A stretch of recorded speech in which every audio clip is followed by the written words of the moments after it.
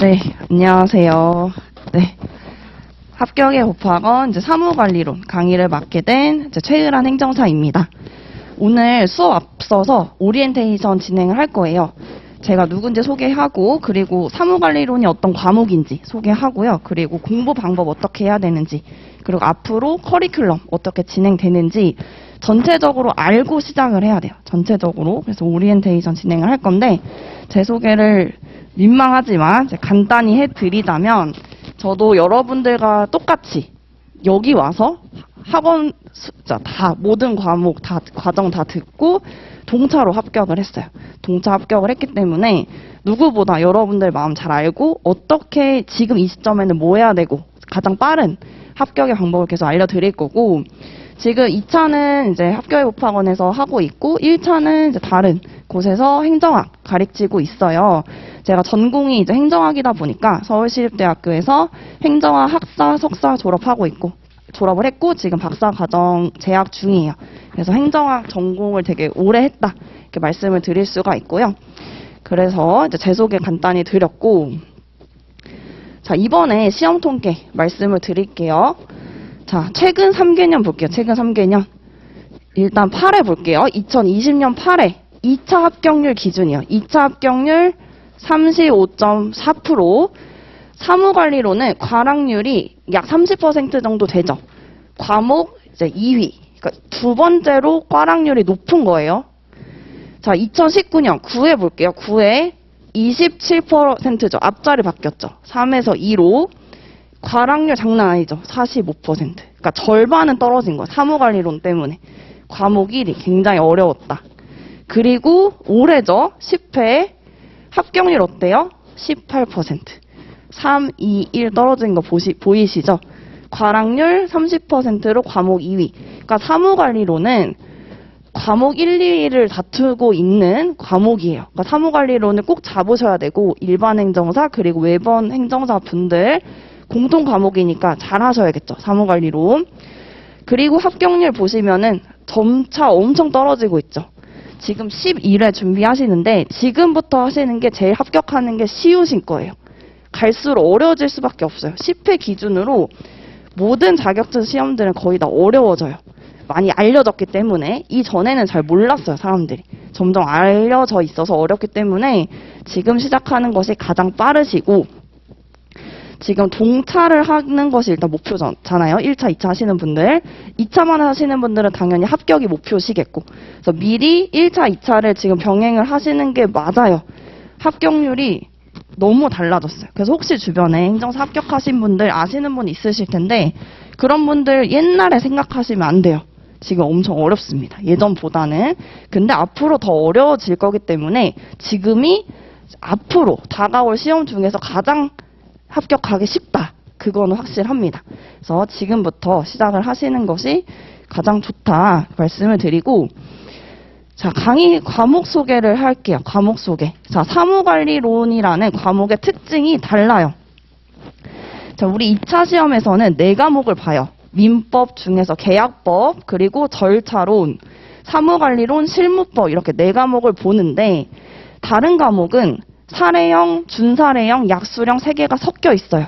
자, 대략 특징을 파악하면 사례형 문제는 뭐냐 하면 말 그대로 사례가 있는데 거기에 어떤 논점이 숨겨져 있어요. 그래서 그 사례를 보고 이거는 A 논점이다, B 논점이다 내가 먼저 파악을 하고 그 논점에 대해서 쓰는 게 사례형이에요.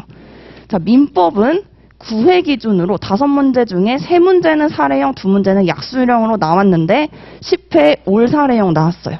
자, 그러면 이제 다가올 10일에 당연히 올 사례형으로 나오겠죠. 확연히 어려워지고 있어요.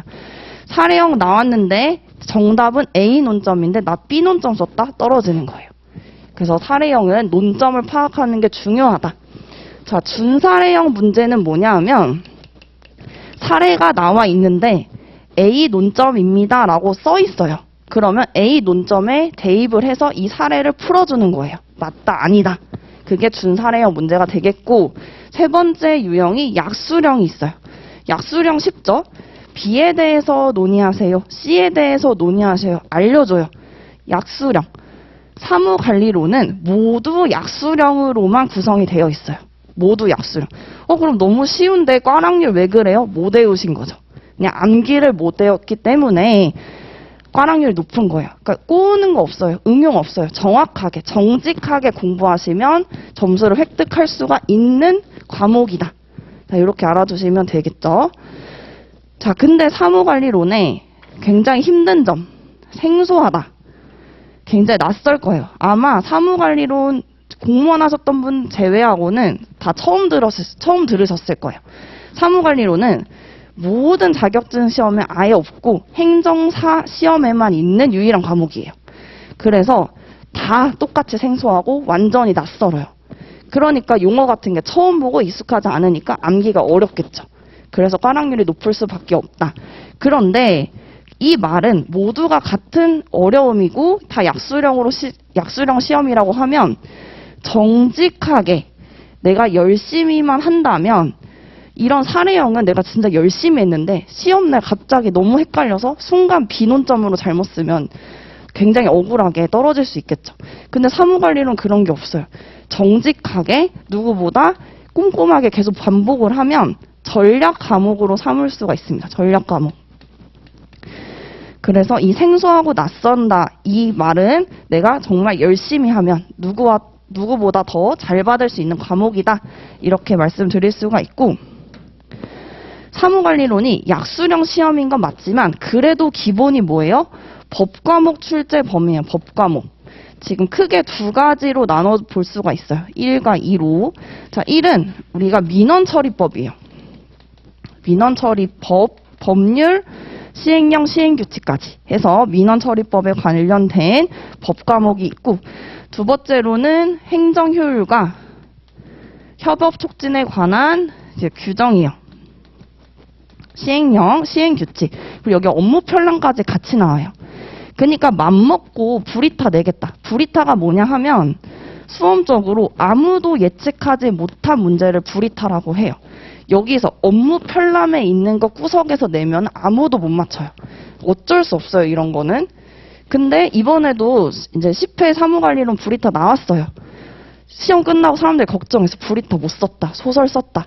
막상 점수 까보면 다 못 썼기 때문에 잘 나와요. 남들과 비교해서 남들이 썼던 거 내가 못 쓰지만 않으면 돼요. 사무관리. 그래서 여기는 불이타 맘먹고 낼 수가 있지만 기본적으로 법 과목이기 때문에 정확하게 쓰시면 되겠죠. 소설을 쓰는 거 불이타 말고는 정확하게 쓰시면 되시겠다. 자, 그래서 사무관리론은 결과적으로 뭐예요? 내가 얼마나 투자했는지에 따라서 정직하게 나오는 과목이라고 정리를 해드릴 거예요. 자, 이번에도 이제 시험 보고 제 수업 듣고서 사무관리론 진짜 잘 받으신 분이 211점. 211점이면 채점위원이 3명이 들어가기 때문에 우리가 100점 만점으로 환산하는 것은 나누기 3을 하면 돼요. 70점이 넘은 거예요. 사무관리론. 불이타 나왔는데 70점 넘은 거예요. 그러니까 아는 거를 잘 쓰면 돼요. 모르는 건 남들도 다 못 쓰기 때문에 우리는 상대평가라서 그런 거 걱정하지 말고 내가 정직하게 공부하면 된다. 자, 이렇게 정리를 해드릴게요.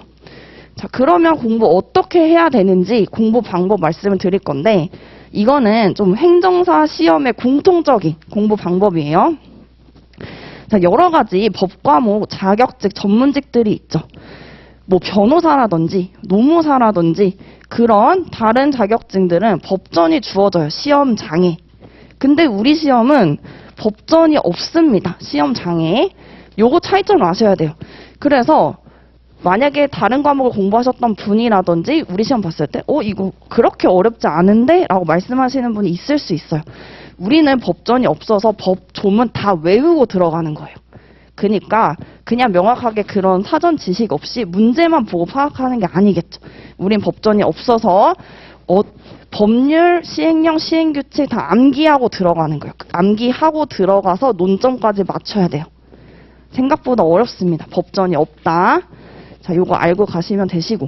그럼 법전이 없으면 우리는 논술형 시험을 준비할 때 백지에다 써야 되잖아요.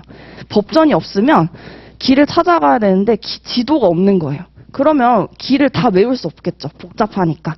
큰 건물을 위주로 여기로 가면 어떻게 가야 되는구나 이런 걸 파악하는 게 목차예요. 목차. 그래서 우리 서술형 시험 가장 중요한 거 뭐예요? 목차부터 크게 암기를 하셔야 돼요. 그래야지 내가 큰 길로 새길로 갈 때 잃어버리지 않아요. 법전이 없기 때문에 목차를 암기하지 않으면 내가 못 써야 되는지 딱 막히면 안 나와요. 안 나오기 때문에 목차 굉장히 중요하다. 자, 그러면 이 목차 먼저 잡아놓고 그 다음에 그 목차 사이사이에 꼭 들어가야 되는 핵심 키워드가 있어요. 꼭 들어가야 되는 핵심 키워드 제가 다 형광펜 밑줄 쳐드릴 거거든요. 그 핵심 키워드 다 암기를 해서 먼저 뼈대를 만들어야 돼요. 큰 뼈대를 만들자. 자, 이거는 제 과목뿐만 아니라 모든 행정사 과목 다 똑같아요. 다 백지에 써야 되는데 법전 하나도 없고 우리 4과목, 법과목 다 외우고 들어가야 돼요. 목차 정말 중요하다. 목차 키워드로 뼈대를 먼저 잡아주셔야 돼요. 제일 중요합니다.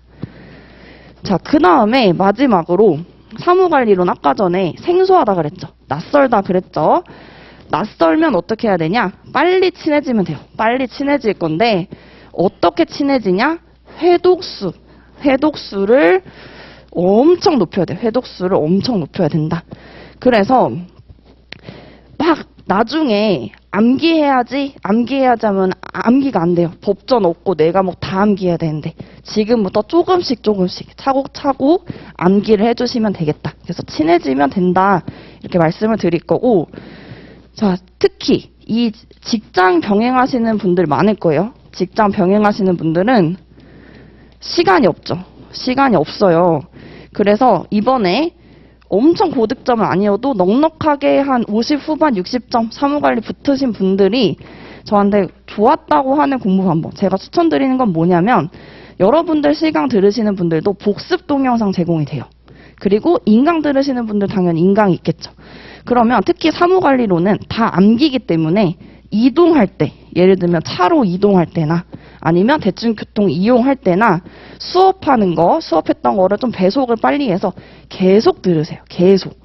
계속 들으면 나중에 제가 어떤 논점을 얘기했을 때 여러분이 목차가 쫘라라락 나온다. 그때까지 계속 반복을 하시는 거예요.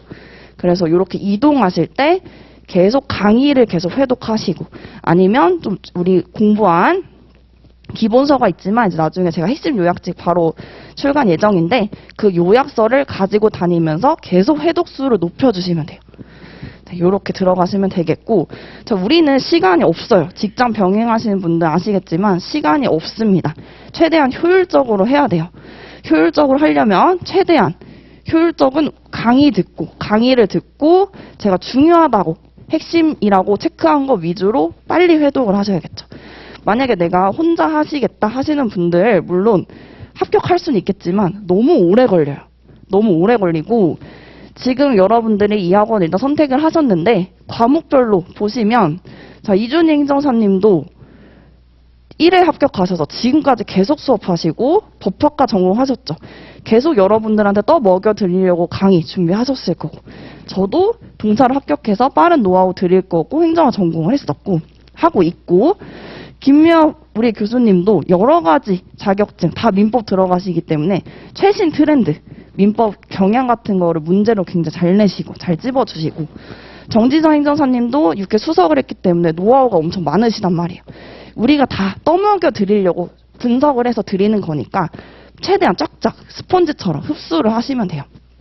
흡수를 하시면 되고 수업 진행을 어떻게 할지도 말씀을 드릴게요. 기본서 보시면 기본서 2023년 컴팩트 사무관리론 보시면 돼요. 자, 23년으로 사셔야 돼요. 이거는 교재를 뭐 팔고자 하는 게 아니라 그런 질문 하세요. 작년에 공부했었는데 아니면 올해 공부를 했는데 그냥 그걸로 하면 안 되나요? 이렇게 물어보시는데 그게 더 불편해요. 왜냐면 제가 몇 페이지 보세요, 어디 보세요 할 때마다 나 혼자 막 찾아보고 체크하고 자, 여러분 치킨을 한 번 안 먹으면 되거든요. 한 번 안 드시고 그냥 최신 걸로, 그러니까 제 과목뿐만 아니라 모든 과목 다 최신 걸로 사시는 게 그런 불필요한 에너지를 쓰지가 않고 그리고 특히 사무관리로는 올해 개정된 시행령 문제, 법령 문제에서 3문제나 나왔어요. 그 말은 내가 독학하는 아니면 작년 또는 좀 옛날 교재를 구매를 하거나 가지고 있어서 최신 개정된 거를 내가 혼자 파악을 못했다. 그러면은 시험 문제를 풀 수가 없는 거예요. 올해 개정된 거에서 바로 문제를 내기 때문에. 2022년 버전을 가지고 계신 분들은 제가 2023년을 개정판을 만들면서 올해, 그러니까 내년이죠. 내년 10월 7일 전에 시행 예정인 법률까지 미리 반영을 해놨어요. 그러니까 작년 교재를 가지고 계신 분들은 내년에 시행된 거는 뺐겠죠. 왜냐하면 시험 볼 때 그건 범위가 아니니까.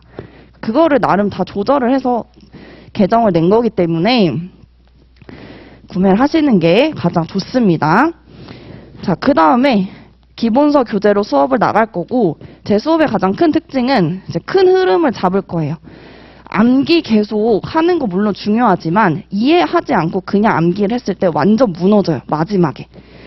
그리고 브리타 나왔을 때 이해를 하면 좀 논리적으로 쓸 수가 있거든요. 그 연습을 지금 할 거고, 그게 이제 PPT로 먼저 제가 이해를 다 시켜드릴 거고, 그 다음에 뭐를 할 거냐? 판서하면서 정리하고 이걸 하면서 이해를 할 거예요. 자, 그 다음에 마지막에 여러분들 교재에다가 제가 하나하나씩 여기 밑줄 치세요. 키워드 다 떠먹여 드릴 거니까 밑줄 치라는데 밑줄 치고 암기를 하시면 돼요. 이렇게 말씀드렸더니 그러면 아예 밑줄을 쳐서 교재를 내주시면 안 돼요? 라고 물어보시는 분 계신데, 그렇게 하면 집중이 안 되죠. 내가 수업을 들으면서 밑줄 치고 이렇게 하면서 다 학습이 되는 거니까 그렇게 일부러 그렇게 한 거예요.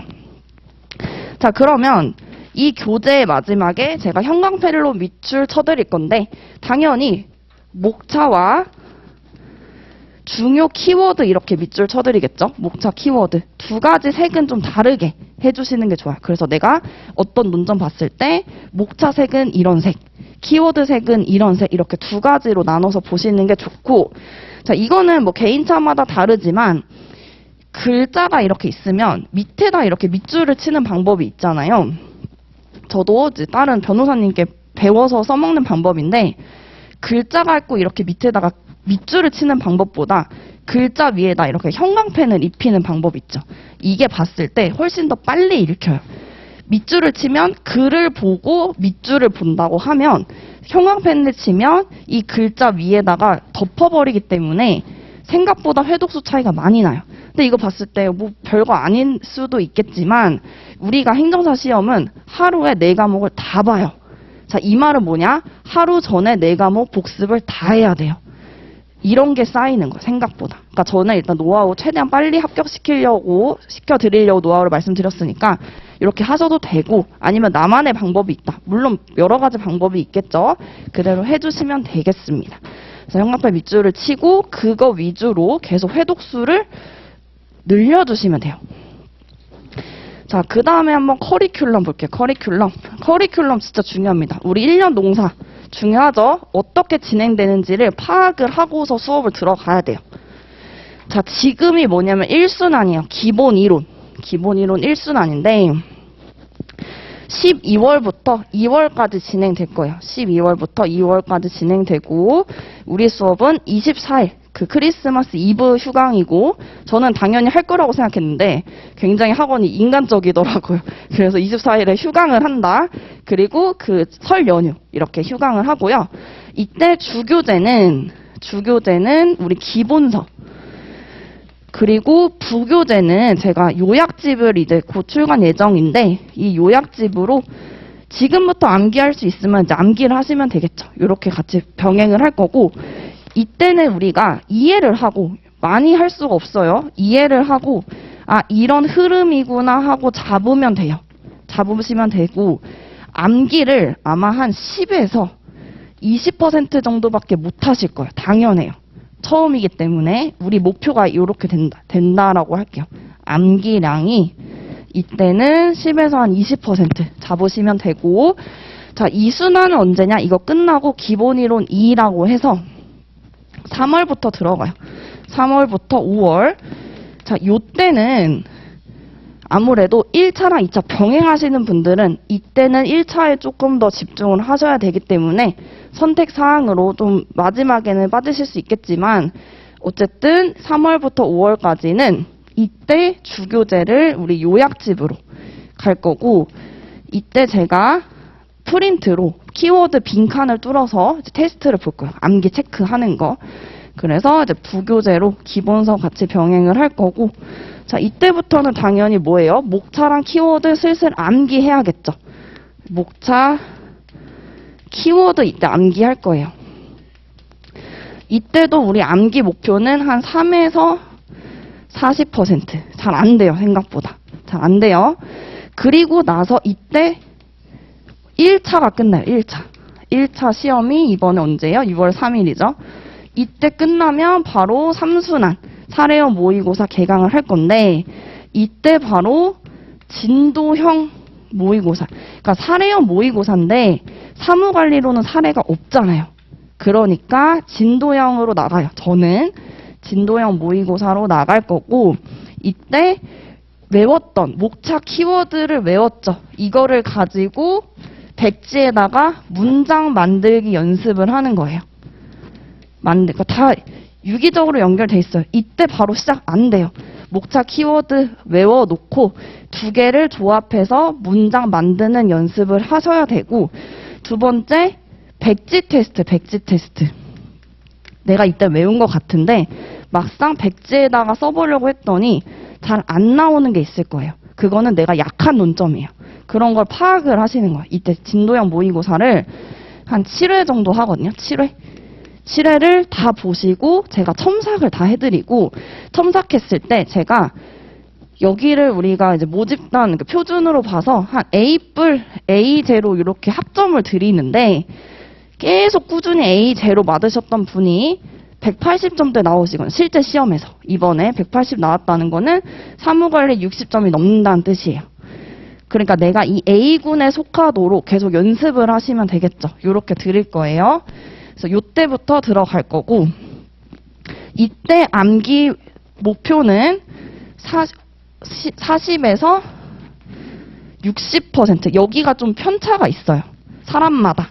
이때 좀 잘 따라가시는 분들은 확 올라오고, 좀 암기가 좀 힘들다 하시면 여기서 좀 천천히 따라가실 건데, 이 사례형 모의고사 7회가 끝나고 가장 중요한 시점이 이 3순환과 4순환 넘어가는 시점이에요. 왜 가장 중요하냐? 이때 학원에서 2주간 이제 휴강을 해요, 보통. 왜 휴강을 하냐? 암기하시라고. 전체 복습하고 오시라고. 이때 사무관리론 그리고 절차론, 제가 계속 말씀을 그때그때 드릴 건데, 이때 사무관리론 절차론 암기를 쫙 올리셔야 돼요. 이때 민법이랑 실무법은 이러다 까먹는 거 아니야? 할 정도로 사무관리 절차 암기를 쫙 올리시는 게 이때 이 시점이고, 그 다음에 사순환, 마지막 정리죠. 이때 실전 모의고사 전 과목 다 보는 거예요. 전 과목을 5회로 볼 거예요. 5회에 당연히 전 과목 보면 한 1주, 2주는 한 반은 못 써요. 공부가 안 됐기 때문에.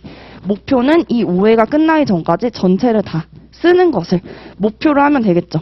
이때 가장 중요한 거 뭐예요? 이때는 연습을 하면서 플러스로 시간 배분을 하는 거예요. 왜냐하면 두 과목씩 봐요. 민법, 절차론 같이 보고, 한 교시에 사무관리론, 실무법 같이 봐요. 자, 따로따로 보다가 이거 연습 안 하면 어떻게 되냐? 민법 풀다가 시간 배분 못해서 절차로 하나씩 막 백지를 내요. 꽈락이죠. 그런 분들 9회도 많았고 10회도 많아요. 시간 배분을 거의 한 과목이 있다 이렇게 생각할 정도로 중요하게 연습을 해야 돼요. 배분 연습을. 이때도 다 말씀을 드릴 거고, 그리고 이제 마무리로 이제 모의고사를 본다. 이렇게 마지막 정리를 하시면 되고, 그래서 이때 60%까지 따라오신 분들이 이때 2주간 얼마나 열심히 했느냐에 따라서 마지막에 암기량이 8, 90까지 올라오셔야 되는 거예요. 이렇게 암기 목표를 잡으셔야 돼요. 그러니까 갑자기 내가 그냥 혼자서 공부하다가 모의고사만 봐야지 절대 암기량에 못 따라와요. 이렇게 꾸준히 쭉 오신 분이랑 이게 쌓여지는 속도, 단단함이 다르기 때문에 지금 우리는 요 과정이죠. 차근차근 따라오시면 돼요. 너무 부담 갖지 마시고, 어차피 이때 다 외워지고, 제가 아까 전에 그 211점 맞으시는 분이 왜 기억이 나냐면, 이때 그분이 말씀하시길 엄청 징징댔어요. 너무 안 외워진다. 계속 이렇게 하세요. 이렇게 해서 10회독, 15회독까지 했대요. 그랬더니 211점 나왔잖아요. 여기서 안 되는데 포기 안 하면 결국 여기를 빠지지 않고 꾸준히 오면 여기까지 가요. 근데 내가 하다가 나 너무 힘들어 하면서 포기를 하시면 이제 떨어져 나가시는 거죠. 그러니까 일단 포기하지 않고 쭉 가면은 여기까지 끌어올릴 수 있다. 이렇게 생각하시면 돼요. 전체적인 커리큘럼이 이렇다. 자, 여기까지 이해되셨을 거고, 그 다음에 이제 마인드셋을 잡고 가셔야 돼요. 사무관리는. 왜냐하면 다 무슨 말이냐? 외웠는데 까먹어요. 안 외워져요. 이 얘기를 진짜 제가 계속 한 200번을 듣는 것 같아요. 그러니까 미리 말씀드리면 이 사무관리론은 밑빠진 독에 물 붓는 과목이에요. 자, 독이 있는데 우리는 막 물을 부을 거예요. 근데 여기가 뚫려 있어요. 계속 빠질 거예요. 그러면은 언제 이게 쌓이냐? 회독수가 계속 늘어나면 어느 순간 물 붓는 양이 엄청 많아지고 속도가 빨라져요. 그러면 여기에서 빠지는 속도보다 들어오는 속도가 확 많아지는 순간이 올 거예요. 그때부터 조금씩 차기 시작하는 거예요. 그러다가 합격 기준이 여기다 하면은 마지막에 8, 90까지 쫙 끌어올려서 여기서 간당간당한 이 선을 딱 넘기만 하면 합격인 거예요. 처음에 외워도 까먹고 당연하고 여러분이 잘못 공부하는 거 아니에요. 그것을 이제 모의고사 때 확 끌어올릴 때는 빠지는 속도보다 들어오는 속도가 확 빨라지기 때문에 그때부터 쌓이기 시작할 거예요. 그때부터. 그래서 초반에 이것 때문에 엄청 힘들어하세요. 나 지금 열심히 했는데 계속 까먹고 기억이 안 나요. 당연한 거예요. 당연한 거. 그래서 걱정하지 않으시면 되시겠고, 자, 요렇게 마인드까지 잡아드렸고, 자, 이제 시작을 하는 거죠. 굉장히 장거리 마라톤 시작하는 거예요. 우리 지금 출발하는 거예요. 제가 이제 페이스메이커, 제가 요즘에 마라톤을 조금씩 연습을 하고 있는데, 자, 페이스메이커 아시나요? 길 이렇게 갈 때, 자, 이 속도를 맞춰주는, 제가 페이스메이커 역할을 하는 거예요. 여러분이랑 같이. 그래서 강의를 계속 들어가시면 중간중간 지칠 때마다 이때 이렇게 해야 된다. 방법도 알려드리고 동기부여하고 이렇게 꾸준히 포기하지 않게 제가 도와드릴 테니까 진짜 포기만 하시면 돼요. 포기하지 않고 쭉 가시면 무조건 합격하실 수 있다. 이렇게 믿고 가시면 되겠습니다. 자, 이렇게 해서 오리엔테이션 다 이제 전체적으로 어떻게 해야 되는데 조금 정리가 되셨죠? 그러면 이제 본격적인 수업, 오늘 첫 시간이니까 조금 간단하게 한번 볼게요. 자, 네, 1회 볼게요. 우리 교재 보시면 되시는데, 자, 교재 볼게요. 우리가 앞에 목차를 보시면, 자, 교재 있죠? 준비하셨죠? 목차 보시면 총 73개 토픽으로 구성이 되어 있어요. 총 73개. 자, 이게 무슨 말이냐? 여러분들이 결국 10월 7일까지 이 73개 논점을 달달달달 목차 키워드 암기하시면 되는 거예요. 되게 심플하죠? 꼬인 거 없어요. 함정 없어요. 달달달 열심히 암기하시면 된다. 이렇게 보시면 되고. 자, 그러면 수업을 들어가면 먼저 총칙을 볼게요. 제가 두 가지 중에 첫 번째, 민원 처리에 관한 법령 들어간다고 했죠. 총 5문제가 나오는데 2문제는 여기 민원 처리에서 나온다 생각하시면 되고, 나머지 3개는 행정효율과 협업촉진에 관한 규정에서 나온다 생각하시면 되는데, 하나는 맘먹고 불이탈을 낸다.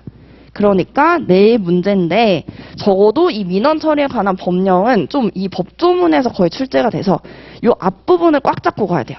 여기에서 꽉 잡아야지 꽈락을 면할 수 있다. 이 마음으로 가시면 되겠습니다. 그래서 저는 여기를 좀 탄탄하게 강조를 드리는데, 자, 먼저 총칙을 볼게요. 총칙. 자, 1장 넘어가시면 교재 이제 3페이지 보시면 되겠죠. 교재 3페이지.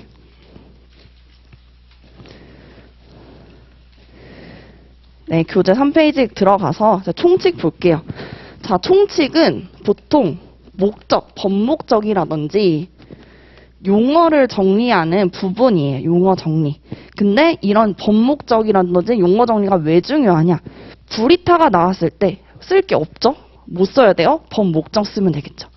이런 식으로 바로 첫 시간부터 엄청난 점수 향상의 팁을 알려드리면, 우리가 20점 분량 이제 앞으로 쓸 건데, 그 한국산업인력공단 답안지가 있어요. 표준 답안지가 있는데 그 답안지 기준으로 보통 20점 배점이다 하면 여러분들이 분량을 얼마 정도 써야 되냐면 배점 한 페이지를 다 쓰시고 다음 페이지에 한 3분의 1 정도 여기까지 쓰는 게 20점 배점 분량이에요. 여기까지는 써야 돼요. 내가 만약에 어떤 문제가 나와서 썼는데 한 요 정도밖에 못 썼다. 그러면 좀 더 써야 돼요. 근데 이런 거 더 쓸 때 뭘 써야 될지 모르겠죠. 또는 브리타 나왔을 때 그때 뭐를 쓰냐? 요런 거.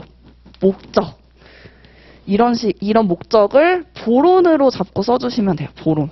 보론 만약에 로마자로 뭐 서론 쓰고 그 내용을 쭉 썼는데 도저히 쓸 게 없다. 그러면은 뭐 3이나 4로 보론을 잡고 이 해당 법 목적을 써주시면 몇 줄 더 쓸 수 있겠죠. 이런 게 별거 아닌 것 같지만 가점 방식이에요. 채점 방식이. 깎는 게 아니라 플러스기 때문에 맞게 쓰면 플러스 0. 몇 점이라도 받겠죠. 그런 게 쌓이면 합불 마지막에 문 닫고 들어가냐 결정할 수가 있는 거예요. 요런 거 되게 중요하고 요런 건 제가 나중에 모의고사 때 그렇게 점수 배점 같은 거 말씀드릴 거지만 일단 크게 해서 요런 거 하나도 버릴 게 없다. 다 적재적소에 쓸 게 너무 많은 거예요. 그래서 이 총칙 때는 목적이라든지 이 민원행정 개념 특징 그리고 기능을 먼저 다룰 거고 그 다음에 이제 논점 하나하나씩 이렇게 들어갈 거예요. 그래서 오늘은 첫 시간이니까 여기 앞부분 여기까지만 하고 잠깐 쉬는 걸로 할게요. 자, 그러면 먼저 이 재정 목적 볼게요. 재정 목적. 도대체 이 민원 처리에 관한 법률의 목적이 뭔가라고 보면 제1조 요거는 암기를 하셔야 돼요. 여러분들이 브리타 나오거나 더 쓸 거 없을 때 써야 되는 마법의 문장이기 때문에 무조건 암기를 하십니다. 자, 이 법은 뭐예요? 민원 처리에 관한 기본적인 사항을 규정을 해서 민원의 공정하고 적법한 처리와 그 민원행정 제도의 합리적인 개선을 도모함으로써 국민의 권익을 보호함을 목적으로 한다라고 되어 있죠. 자, 그래서 요 문장 암기를 하실 건데 여러분들이 이 조는 쓰지 마세요. 어차피 엄청 많은 조문이 있어서 숫자를 틀릴 확률이 높겠죠. 어설프게 숫자를 틀리거나 몇 항 이런 거를 빼먹거나 하면은 그냥 더 안 좋기 때문에 아예 이 조는 쓰지 않는 게 좋아요. 그냥 쓰지 않고 통일을 하시는 게 좋겠다. 법조문이기 때문에 정확성이 가장 중요하죠. 정확성. 그래서 정확하게 암기를 해서 써주는 게 중요합니다. 이 목적은 토시 하나 안 빼뜨리고 그냥 똑같이 하시는 게 더 좋을 것 같아요. 자, 그 다음에 민원행정의 개념과 특징 보시면 자, 교재는 일단 제가 정리해 드릴 거예요. 개념과 특징. 자, 요게 기출이 다 됐었어요. 중요하니까. 2015년 기출이 됐었다. 15년 기출. 자, 민원 행정이 뭐냐 하면 민원 행정. 자, 민원. 특정한 행위를 요구하는 국민의 의사 표시. 이게 민원이에요. 민원. 국민이 뭐 해달라고 의사 표시하는 그 민원에 대응하는 행정기관의 활동, 대응하는 활동이 행정인 거예요.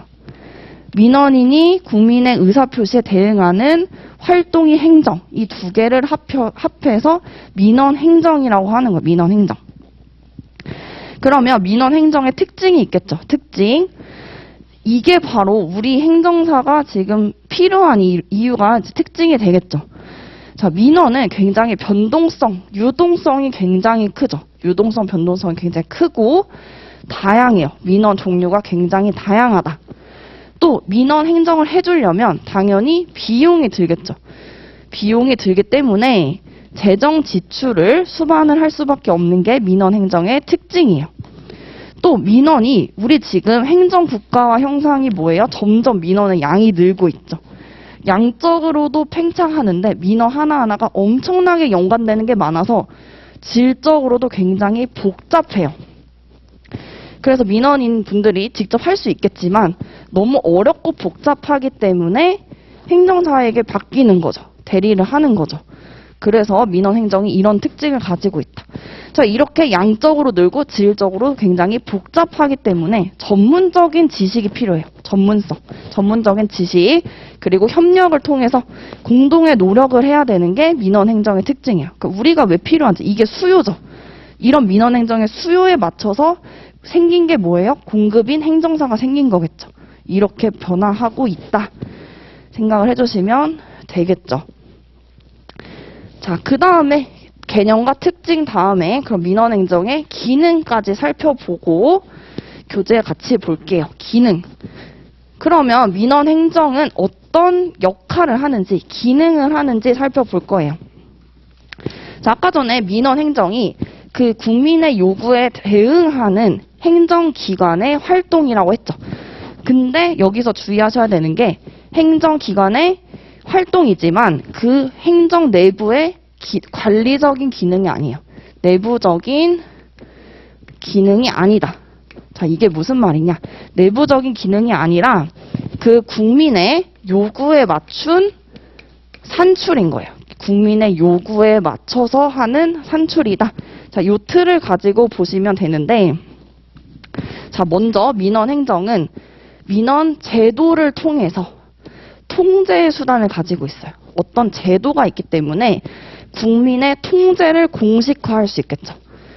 제도라는 것은 그 법적인 테두리가 있기 때문에 국민의 통제를 공식화를 할 수가 있다. 하실 수가 있고, 또 어떤 구제도 할 수 있어요. 행정 구제 수단. 자, 구제 수단은 어떤 의미이냐 하면 민원인이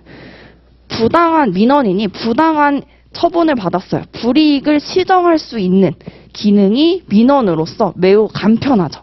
간편한 행정 구제 수단이 되겠다.